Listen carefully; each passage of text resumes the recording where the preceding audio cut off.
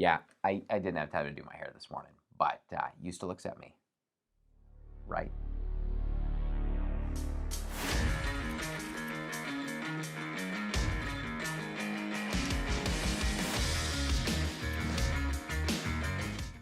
Hello everybody, it is Friday, March 11th, and I'm your companion, Adam Demore, here for the next 4 minutes. I'm really gonna try to stick to 4 minutes this time.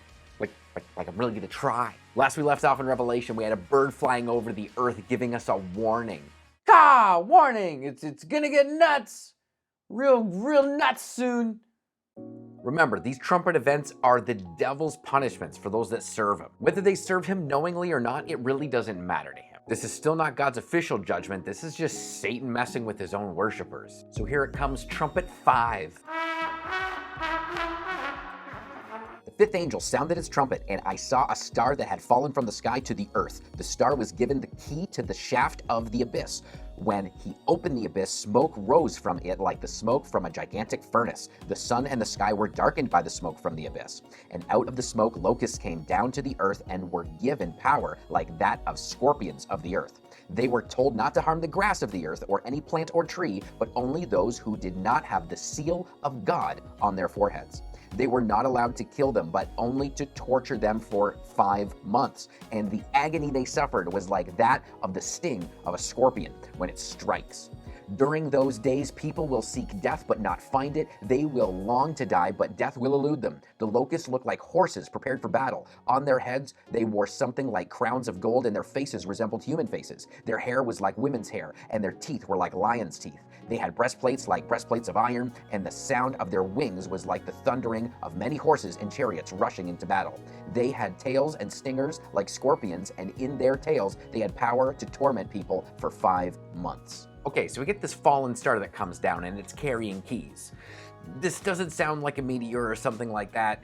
You'll notice that a lot of these references look a lot like Satan or demons of some sort. Fact is, there's a lot of references to stars being like angels or demons. So it looks like some demon of sorts is bringing forth an army of creatures.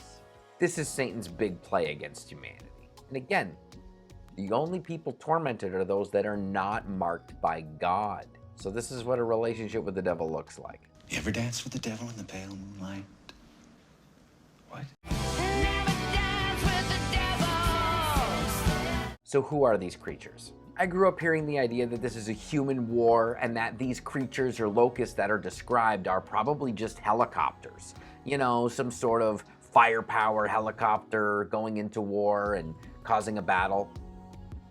Problem is, using that logic, a lot of what we just read doesn't make any sense. They're not killing anyone, they're only torturing and harming them.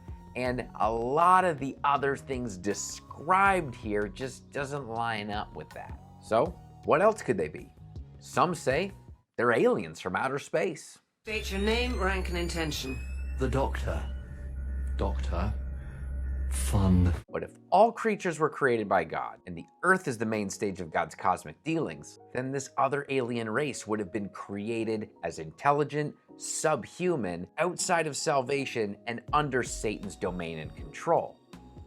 Which Satan was banished to earth specifically. But that doesn't really work either. Seems more likely that these creatures are just demons. Now, I wouldn't put it past the devil to make this entire thing seem like some extraterrestrial or subterranean invasion. He's always hiding his true nature and manipulating the truth to confuse us. So now on to trumpet 6, and the last one for now.